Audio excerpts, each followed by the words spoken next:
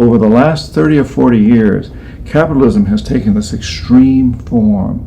And a lot of it goes back to the economist Milton Friedman from the Chicago School and Ronald Reagan and Margaret Thatcher and others buying into these policies that really encourage people to take on huge amounts of debt, encourage privatization, smaller government supposedly, although bigger military, so actually the government spending goes up.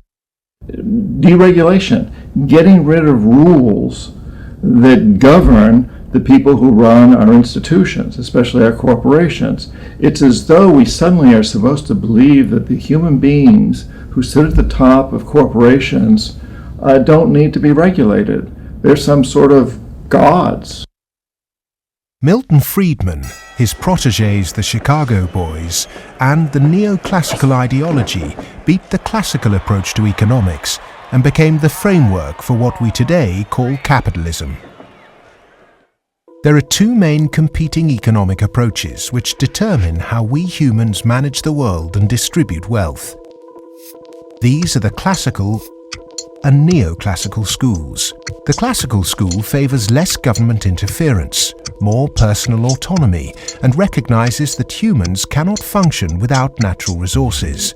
The neoclassical school, which has a more dismissive view of natural resources, thinks government should rule the economy, solve social problems, and leave the free market to look after the distribution of wealth.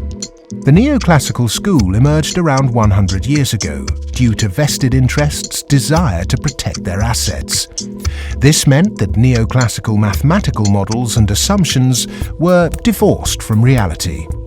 They're based on what ought to be, instead of the classical models which are based on what actually is.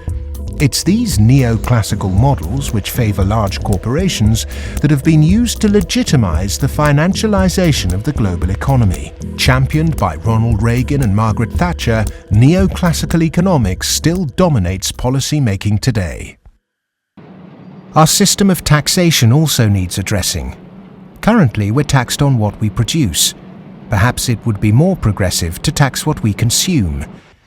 How many American people realize that the Founding Fathers never intended Americans to be taxed on their labor? In other words, they weren't meant to pay income tax.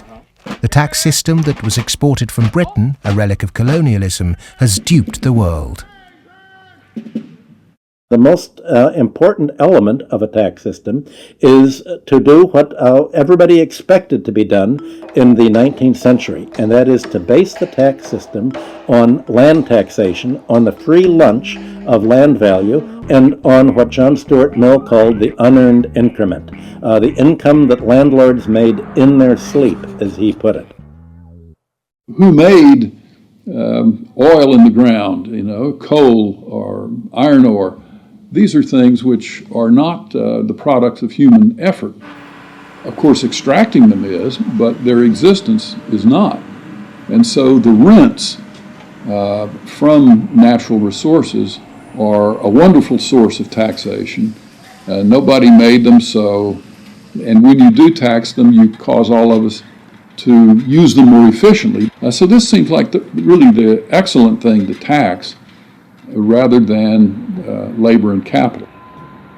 If the governments used this land site value that's supplied by nature, not by human labor, not by personal enterprise, then the government would not have to tax wages in the form of income tax.